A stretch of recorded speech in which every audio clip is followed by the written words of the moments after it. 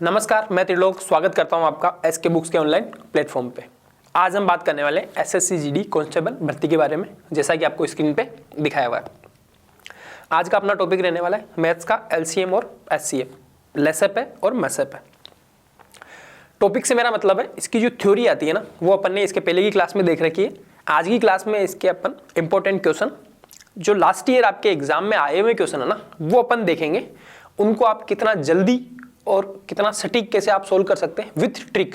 पहले तो एक बार अपन उसका पूरा डिस्क्रिप्शन देखेंगे कि भाई ये कैसे सोल्व होगा, उसके बाद में उसको ट्रिक से अपन सोल्व करेंगे कि भाई आप with in 5 second and 10 second आप कैसे उसको सोल्व कर सकते हैं। क्योंकि ये क्लास वैसे ही इंपॉर्टेंट उस वजह से रहने वाली है क्योंकि इस क्लास में आपको ट्रिक्स वगैरह बताई जाती है। जीडी में मैथ्स में आप कैसे अच्छा स्कोर और सबसे जल्दी आप क्वेश्चन कैसे कर सकते हैं। ठीक है, तो आज की क्लास अपनी एलसीएम तथा एचसीएफ मैसेप है। ठीक है, लेसेप और मैसेप है।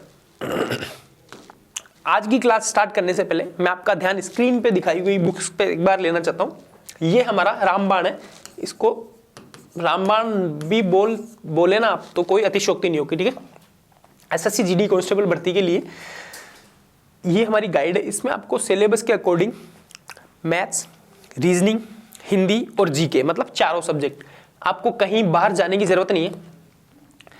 इसमें आपको एसएससी जीडी 2011 से लेके अब तक के जितने भी प्रश्न है ना, उनको चैप्टर वाइज, टॉपिक वाइज और टाइप वाइज हमने इसमें संकलन करा है।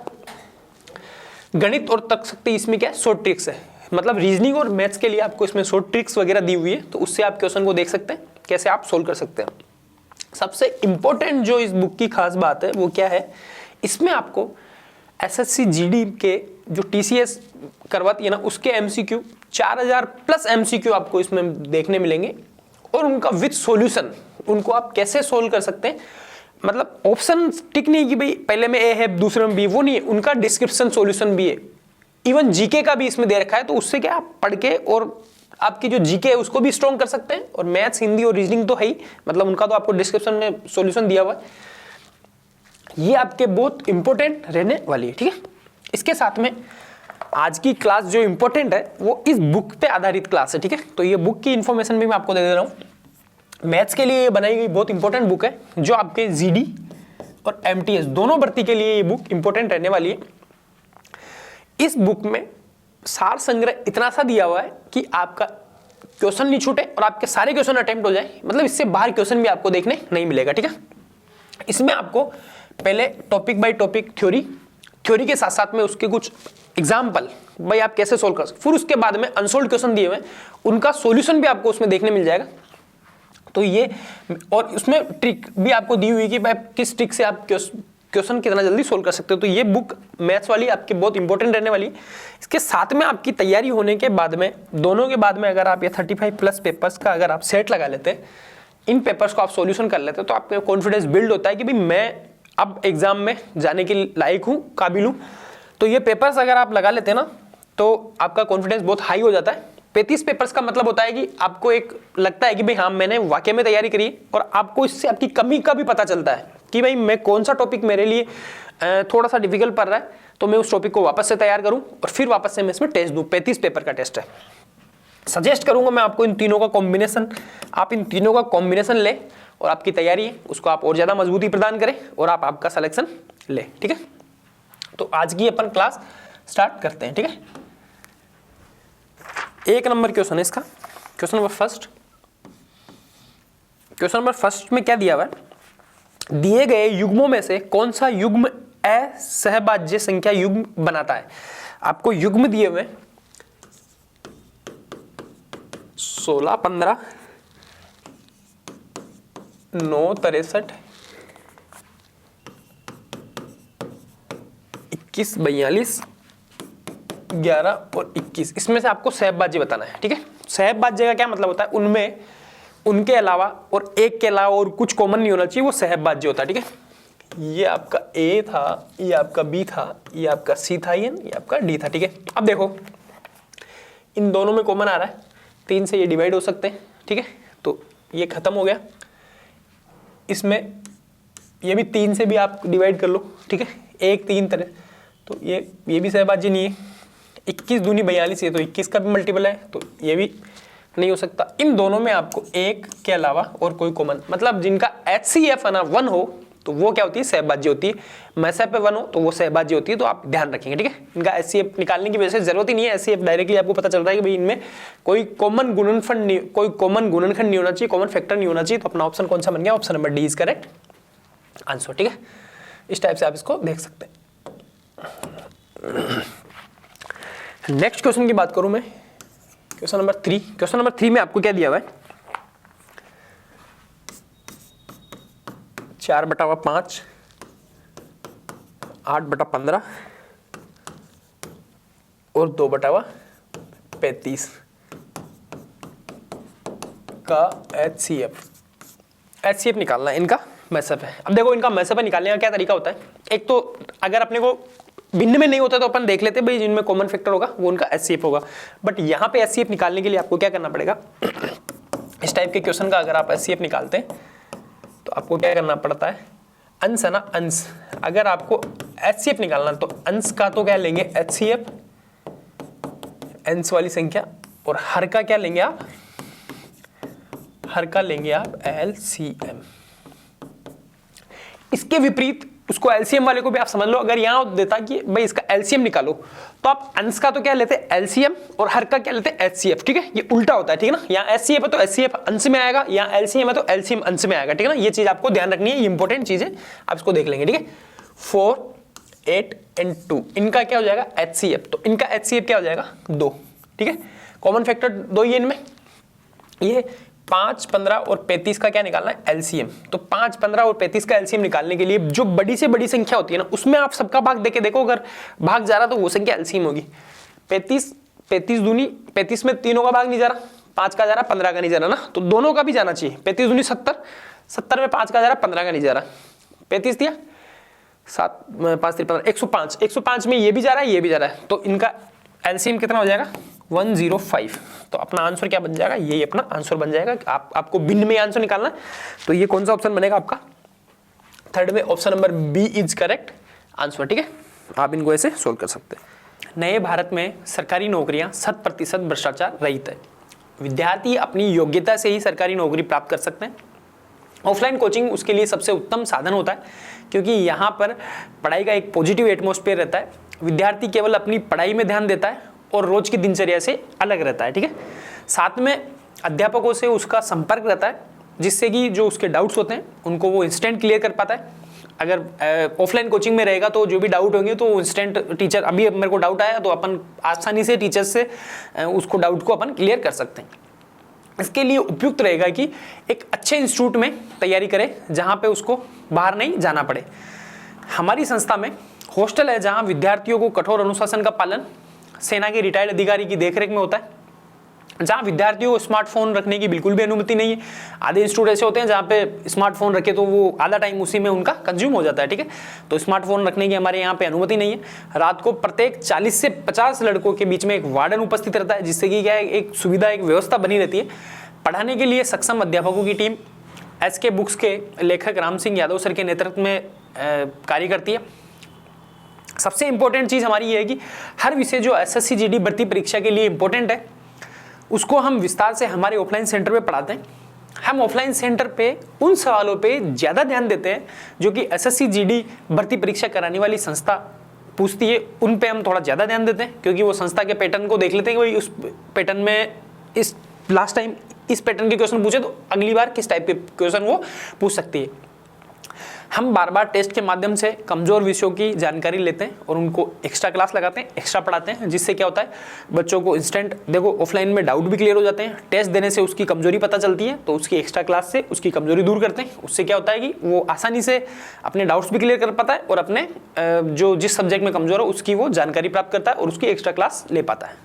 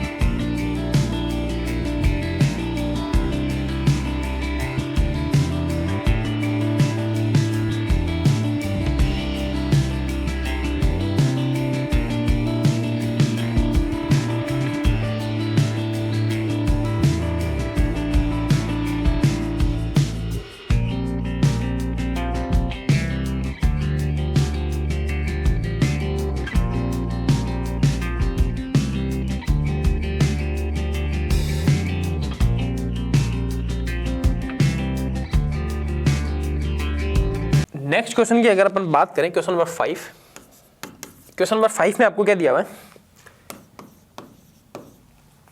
1020, 850, 1156, इनका क्या निकालना है आपको, एलसीएम इनका निकालना है आपको, एचसीएफ महत्तम समापवर्तक ना। एचसीएफ निकालने के लिए क्या करना पड़ेगा, पहले इनके गुणनखंड करने पड़ेंगे, फिर इनमें से जो कॉमन गुणनखंड होगा ना वो उसका क्या हो जाएगा, आंसर बन जाएगा। ठीक है, तो अपन 1020 के गुणनखंड कर लेते हैं, 2 से मैं इसको कर लेता हूँ 510 बार में, ये और एक बार 2 बार में जाएगा, ये जाएगा आपके पास 255, फिर इसको मैं 5 से भेज दे रहा हूँ, नहीं 5 10, 3 से भी चला जाएगा। ठीक है ना,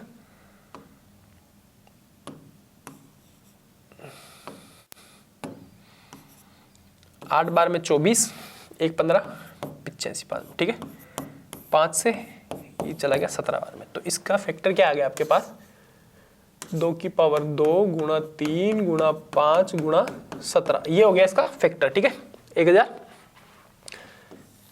इसको ऐसे अपन इसको सोल्व कर लेते हैं। अब निकालेंगे 850 के, यही तरीका होता है 850 का निकालने के लिए।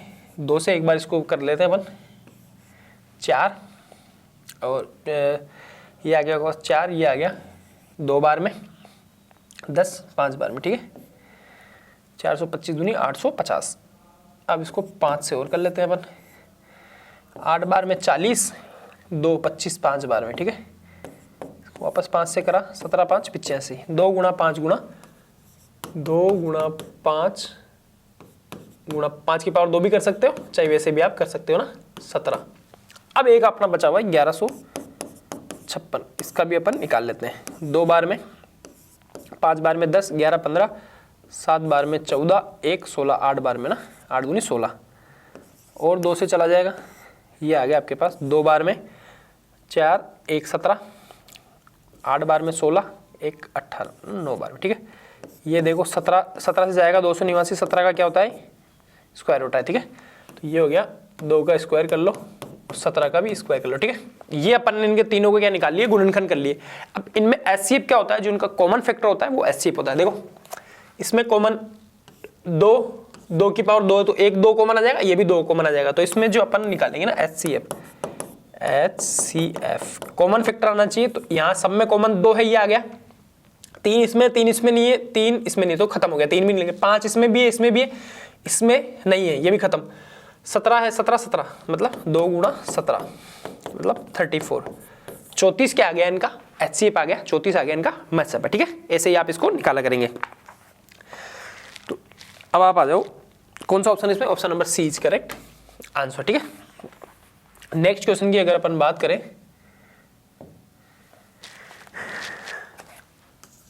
क्वेश्चन नंबर 8, इसमें क्या दिया हुआ है आपको, उन संख्याओं का गुणनफल ज्ञात कीजिए जिनके महत्तम समापवर्तक मतलब एचसीएफ और एलसीएम क्रम से 8 और 40 है। एचसीएफ कितना दिया हुआ आपको,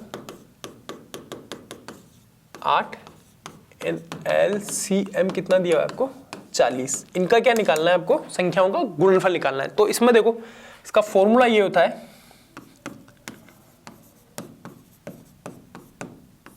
संख्याओं का गुणनफल। संख्या कितनी होनी चाहिए, 2 ही होनी चाहिए, 2 से ज्यादा संख्याओं में ये काम नहीं करता, ध्यान रखना ना। 2 संख्याओं का गुणनफल बराबर उनका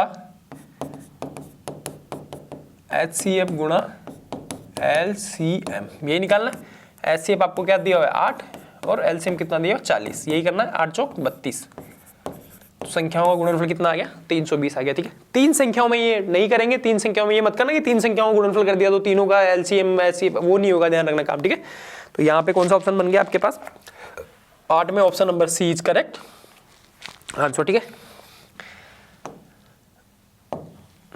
नेक्स्ट अगर अपन क्वेश्चन की बात करें, क्वेश्चन नंबर 14, 14 नंबर क्वेश्चन, इसमें क्या दिया हुआ है आपको, यदि 2 परस्पर अभाज्य धनात्मक पूर्णांकों का गुणनफल x हो तो उनका एलसीएम किसके बराबर होगा।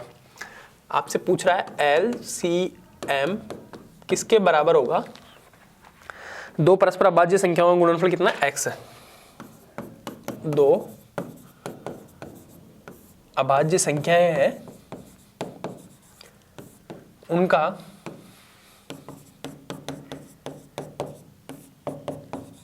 आपको x दिया है। अब आप एक चीज यहां नोट कर लेंगे, नोट में आपको पता है दो अभाज्य संख्याओं का जो गुणनफल होता है ना वो उनका एलसीएम होता है। ये चीज ध्यान रखनी, क्योंकि उनमें कोई कॉमन होता नहीं, तो दोनों को गुणा करना पड़ता है। तो अगर यहां पे क्या दिया अपने को, दो अभाज्य संख्याएं दी हुई है, उनका गुणन जो होगा ना वो उनका एलसीएम होगा, ठीक है। तो ये चीज आप ध्यान रखेंगे। यहां पे क्या गुणन किसका, अभाज्य का, भाज्य के साथ ये नहीं होगा, बराबर एलसीएम किनका, उन दोनों का जो भी है। तीन भी होगी ना, अगर तीनों अभाज्य तो उनका गुणन ही उनका एलसीएम होगा, ठीक है, ध्यान रखेंगे ये चीज है ना। तो यहाँ पे आपके पास कौन सा ऑप्शन बन जाएगा, x। तो ये कौन से ऑप्शन में, 14 में option number B is correct answer. उनका एलसीएम भी क्या हो जाएगा, x ही हो जाएगा, ये चीज आप ध्यान रखेंगे। नेक्स्ट क्वेश्चन की अगर अपन बात करें, क्वेश्चन नंबर 15 नंबर क्वेश्चन में आपको क्या दिया हुआ है, 400 और 800 के बीच कितनी संख्याएं 4, 5 और 6 से विभाज्य है। किस किस के बीच में, 400 से लेके 800 के बीच में भाज्य किस किस से होनी चाहिए, 4 से भी, 5 से भी और 6 से भी। भाज्य संख्याओं की संख्या बतानी है 400 से लेके 800 के बीच में, ठीक है। पहली बात तो ये बताओ कि 4 और 5 से संख्याएं कौन कौन सी विभाजित होगी, 4, 5 और 6 का पहले क्या लेंगे अपन एलसीएम। यहां कुछ भी संख्या हो, 4, 5, 6 कोई जरूरी नहीं है, या कितनी भी 17, 18, 19 हो, या कुछ भी दो संख्या भी हो ना, उनसे भाज्य संख्या की अगर बात करेंगे तो अपन उनका एलसीएम लेंगे, ध्यान, ठीक है। तो एलसीएम लेने के लिए देखो, अगर तीनों का एलसीएम लेते हैं तो बड़ी बड़ी संख्या को अपन मल्टीप्लाई करते जाएंगे। 6 दूनी 12, 12 में ये जा रहा है, ये नहीं जा रहा, तो 12 नहीं हो सकता। 6 3 18, 6 4, ऐसे कुल मिला के इनका एलसीएम आएगा आपके पास 60, ठीक है। इनका एलसीएम निकालने का तरीका भी होता है, छोटी संख्या है वैसे भी एलसीएम 4, 5 और 6 का एलसीएम आपके पास 60 आ रहा है, कोई दिक्कत नहीं है ना। अब आपको क्या करना है, 60 से जो विभाज्य संख्या है ना वो 4 से भी होगी, 5 से भी होगी, 6 से भी विभाज्य होगी, ठीक है। पर देखना कहां से, अपने को 400 से लेके 800 के बीच में अपने को संख्या देखनी है। तो 400 से बड़ी होनी चाहिए संख्या। एक तरीका तो देखो, 400 से बड़ी पहली संख्या कौन सी है, 420, क्योंकि जो 60 से विभाजित होनी चाहिए वही होगी, ठीक है। तो 7 संग 42, अब इसमें 60 ऐड करते जाएंगे, 7 48, 60 प्लस करते जाओ, 8 में 60 करेंगे तो यहाँ आ जाएगा आपके पास 7 संग 48, 7 नाम 54, 7 60, फिर 660, फिर आगे आपके पास 60 ऐड करना, 4 और 2 720 और 780, ये संख्या होगी। 1 2 3 4 5 6 7, कुल मिला के कितनी संख्या होगी, 7 संख्याएं ऐसी है 400 से लेके 800 के बीच में जो 4, 5 और 6 तीनों से विभाज्य है, क्योंकि इनका पहले एलसीएम लिया 60, अब इनका अपन ने ये निकाल दिया। ये तो अपना तरीका है। मान लो बड़ी संख्या आ जाती तो अपन कैसे निकालते, अब देखो विभाज्य किससे करना था, 60 से, किसके बीच संख्या आनी चाहिए, 800 से इनके बीच में संख्या है, ये गया, ये कितना आ रहा है यहाँ पे, 6 संग 36, 6 पॉइंट समथिंग आ रहा है, और इधर कितना आ गया 1 और इधर 2 18 6 18 13 पॉइंट समथिंग है ना। 13 में से आप 6 निकाल दो, मतलब 7 संख्या आपके पास क्या आ जाएगी, ऐसी संख्या है जो विभाजित है। अब 7 कौन कौन सी है, 420 है, 480 है, 540 है, 600 है, 660, 720 और 780 ये संख्या है। इससे बड़ी संख्या आ जाएगी वो 800 से ऊपर हो जाएगी, इससे छोटी संख्या आएगी वो 400 से नीचे चली जाएगी, तो मेरे को वो नहीं लेनी, ठीक है। तो इसका कौन सा ऑप्शन आपके पास बन जाएगा, option number A is correct answer. ऐसे आप इसको सोल्व करेंगे। नेक्स्ट क्वेश्चन की अगर अपन बात करें, क्वेश्चन नंबर 19 नंबर क्वेश्चन में आपको क्या दिया हुआ है, 5 घंटे एक साथ बजना शुरू करते हैं, 5 कोई बेल होगी, एक साथ बजना शुरू करते हैं और क्रम से 6, 7, 8, 9 और 12 सेकंड के अंतराल में बजते हैं। कितने सेकंड बाद वो फिर से एक साथ बजेंगे, ये आपको निकालना है। क्या क्या है, 6, 7, 8, 9 और 12 इस सेकंड के अंतराल के बाद में क्या करते हैं, वो बजते हैं। पहला ये बजा, फिर 6 सेकंड, 7 सेकंड बाद, फिर 8 सेकंड बाद, 9 सेकंड बाद, 12 सेकंड बाद। इस टाइप के क्वेश्चन में अपन क्या करते हैं, अंतराल वाले में इस बेल पे ये बजा सर्कल में बजते हैं, तो इस पे क्या लेते हैं अपन, एलसीएम निकालते हैं। इनका जो एलसीएम होगा वो उनका आंसर होगा, ठीक है। पहले तो एक बार इसको तरीके से बता देता हूँ, फिर बाकी आप देखते हैं आंसर कैसे टिक करेंगे वो भी बता दूंगा, ठीक है। तो इनका क्या करना है, अपने को एलसीएम लेना है। एलसीएम लेने के लिए 3 से एक बार मैं कर लेता हूँ, 2 7 रह जाएगा, 8 रह जाएगा, 3 से 3 बार में, ये 4 बार में, ठीक है। अब इसको अपन 2 से और डिवाइड कर लेते हैं, 1 7 4 3 और 2, एक और बार 2 से कर लेते हैं, 1 7 2 3 और 1, बस हो गया। अब 3 दूनी 6, 6 दूनी 12, 12 दूनी 24, 24 दूनी 48, 72, 72 गुना 7, 7 दूनी 14, 1 49, 1 50, 504। इनका एलसीएम आ गया आपके पास, मतलब 504 सेकंड के बाद में ये सारे एक साथ बजेंगे, ठीक है। ये अपने को, ये तो अपना आंसर बन गया 504। ये कौन सा ऑप्शन है आपके पास, option number C is correct answer. अब आपको देखते ही कैसे इसको सोल्व करना था, आप मेरे को बताओ। इनका मैंने एलसीएम लिया, तो एलसीएम में आपके पास 7 भी आया कहीं ना कहीं, भाई 7 से भी ये संख्या ऐसी आएगी, जो एलसीएम होगा वो 7 से भी विभाजित होगा। तो आप क्या करेंगे, इस टाइप के में 7 से विभाजित होने वाली संख्या इसमें से देख लो आप ऑप्शन में से। तो आप देखेंगे पहला ऑप्शन था इसमें A B C and D, पहला था इसमें आपके पास 72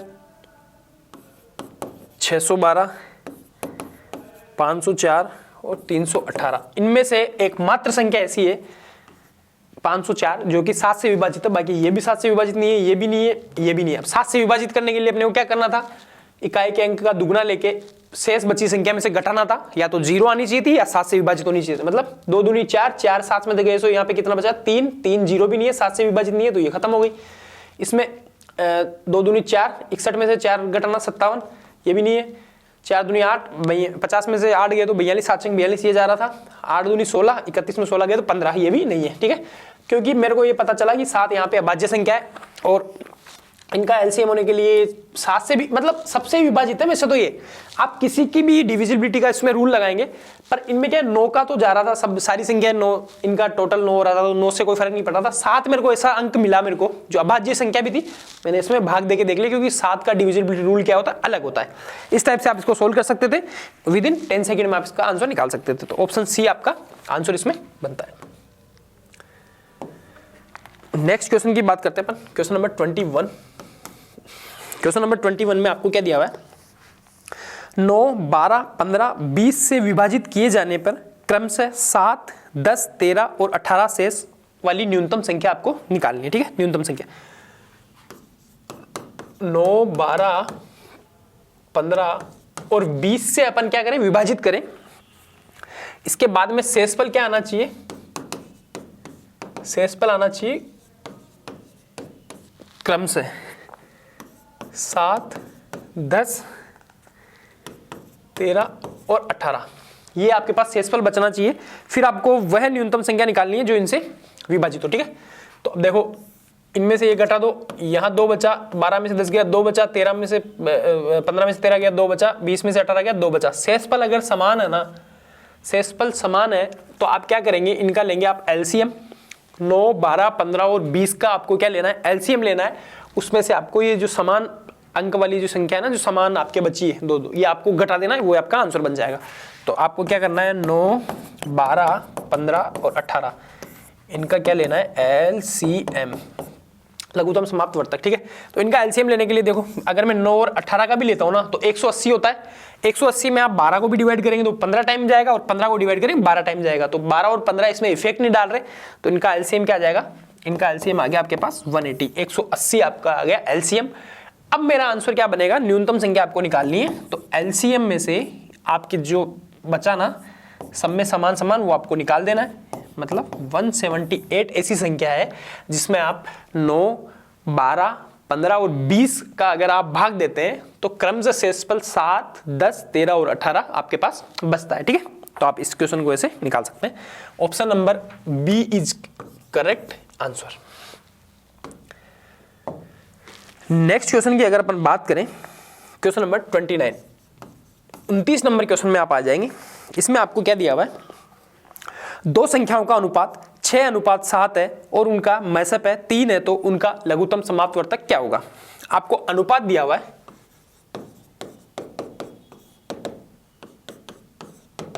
6:7 और उनका HCF आपको क्या दिया हुआ है? HCF दिया हुआ है आपको 3। आपसे पूछा है इन्होंने उनका एलसीएम निकालो। एलसीएम क्या करना है आपको? निकालना है। अब देखो एलसीएम निकालने के लिए क्या करेंगे? अब देखो HCF होता क्या है बेसिकली? HCF होने के लिए ये जो HCF है ना, इसको अगर आप इनसे अनुपात से गुणा करेंगे तो आपके पास संख्याएं आ जाएगी, फिर आपको क्या करना है? इससे वापस से अगर आप डिवाइड करते हैं फिर उनका आप एलसीएम लेते हैं तो आपके पास एलसीएम आ जाएगा। बट अपने को ऐसा काम नहीं करना। अगर आपके पास यहाँ पे अनुपात में जो संख्या दी उससे नीचे वो अनुपात नहीं आए, मतलब वो और नहीं कटे, तो आपको क्या करना है? HCF से इसको गुणा कर देंगे ना दोनों संख्याओं को, 6×7×3, तो आपका एलसीएम बन जाएगा। ये तो है ट्रिक। और बाकी क्वेश्चन अगर अपन सोल्व कैसे करते हैं तो संख्याएं कैसे बन जाएगी आपके पास? आपके पास वो संख्याएं क्या बनेगी? 6×3 18 और 7 21। अब इनका आपको निकालना है एलसीएम, ठीक है? तो इनका एलसीएम आप निकालने के लिए 18 और 21 का अगर आप एलसीएम निकालते हैं तो आपके पास आ जाता है 126। 6 बार में जाएगा ना, 6 दूनी 12, हाँ ठीक है।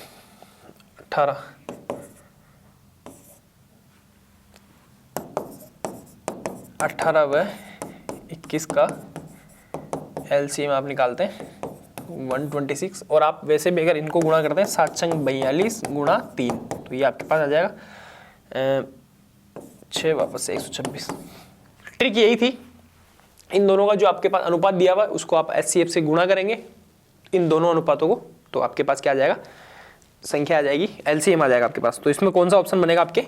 29 में option number D is correct answer, ठीक है? नेक्स्ट क्वेश्चन की बात करते हैं अपन।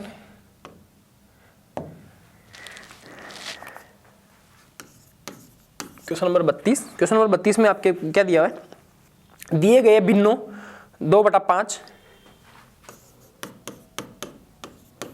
3/7 इन 4/9 का आपको क्या निकालना है? एलसीएम। अभी पहले आपको बताया था अगर आपको HCF निकालना होता है तो ऊपर वाली संख्या अंश वाले का HCF लेते हैं। अगर आपके पास एलसीएम निकालना है तो ऊपर वाली संख्या है उनका, इसमें एक बार वापस से लिख देता हूं, अंश का आपको क्या लेना पड़ेगा? एलसीएम, और हर का आपको क्या लेना पड़ेगा? HCF, ठीक है? तो ये निकालने के लिए आप 2, 3 और 4 का क्या लेंगे आप? एलसीएम। 2, 3, 4 का तो आप लेंगे एलसीएम, और यहाँ पे 5, 7 और 9 का लेंगे आप HCF। तो आपको पता है इनका HCF 1 आ रहा है, तीनों में कोई भी कॉमन नहीं आ रहा आपके पास, तो 1 और 2, 3 और 4 का एलसीएम कितना आता है? 12। तो इसका ऑप्शन कौन सा बन जाएगा? 12 इसका आंसर आ जाएगा, ठीक है? कौन सा ऑप्शन है इसमें? 32 में option number D is correct answer. आप आसानी से इसको सोल्व कर सकते हैं। नेक्स्ट क्वेश्चन की अगर अपन बात करें, क्वेश्चन नंबर 41 आप देखिए। क्वेश्चन नंबर 41 में आपको क्या दिया हुआ है? दो संख्याओं का लघुत्तम समाप्त वर्तक 48 है। यदि वे संख्याएं 2:3 के अनुपात में हो तो उनका योग कितना होगा? एलसीएम आपको क्या दिया हुआ है? एलसीएम आपको दे दिया 48, और जो उनका अनुपात है ना वो दे दिया आपको 2:3, ठीक है? ये तो संख्याओं का अनुपात है, ये उनका एलसीएम है। तो आप इनको संख्याएं अगर आप इसको मान के चले तो ट्रिक बाद में बता दे रहा हूं, एक बार इसको सोल्व कर लेता हूं ना। तो यहाँ पे संख्या क्या क्या हो जाएगी? 2x, संख्या हो जाएगी 2x एंड 3x, ठीक है? संख्या अलग अलग होगी। अब इनका आपको लेना है एलसीएम, तो इनका एलसीएम क्या आ जाएगा आपके पास? 2 × 3 × x, ठीक है? क्योंकि x कॉमन था तो एक सिंगल कॉमन आ जाएगा, तो यहाँ पे आ जाएगा आपके पास 6x के बराबर आपको क्या दे रखा है? एलसीएम 48 है ना। 6x = 48, तो यहाँ से x = आपके पास आ गया 8। अब आपके पास संख्याएं कौन कौन सी हो जाएगी? संख्याएं होगी आपके पास 8 दूनी 16 एंड 8 तिया 24। इनका क्या दिखाना है आपको? योग। इनका योग आ गया 16 और 24 का योग आ गया 40। तो अपना ऑप्शन कौन सा बन गया इसमें? Option number C is correct answer. अब आप ट्रिक में कैसे क्या करेंगे? आप क्या करेंगे, संख्याओं का आपसे क्या पूछा हुआ है? योग पूछा हुआ है। तो इसका जो अनुपात है ना, अनुपातों के योग का संख्या में पूरा पूरा क्या जाएगा? भाग जाएगा। तो वो अपना आंसर बनेगा। अब देखो अनुपातों, इसमें क्या दिया हुआ है? 2 और 3 का अनुपात है 5। 5 से डिवाइड होनी चाहिए संख्याएं। ए ऑप्शन है 28 जो कि 5 से डिवाइड नहीं है। बी ऑप्शन है 32 वो भी 5 से डिवाइड नहीं है। सी ऑप्शन आपका 40 तो ये 5 से डिवाइड है।